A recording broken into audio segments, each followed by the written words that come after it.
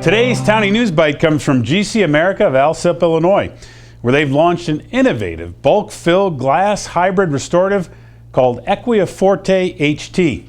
According to the company, key features of the new offering include improved translucency and physical properties for aesthetic, strong restorations with optimal marginal seal for long-term resistance to microleakage. There's fluoride release at the tooth-restorative interface and a new flip-top bottle for the coating agent to minimize waste. This is an ideal restorative for high-risk pediatric and elderly patients. GC America also celebrated the launch of its next-generation RMGI cement called GC FujiCEM Evolve. Built on the legacy of GC FujiCEM 2, Evolve is a radiopaque, resin-reinforced glass ionomer cement with a syringe delivery and a tack-cure feature with high radiopacity. That's the news. Continue the conversation online at dentaltown.com. Content provided by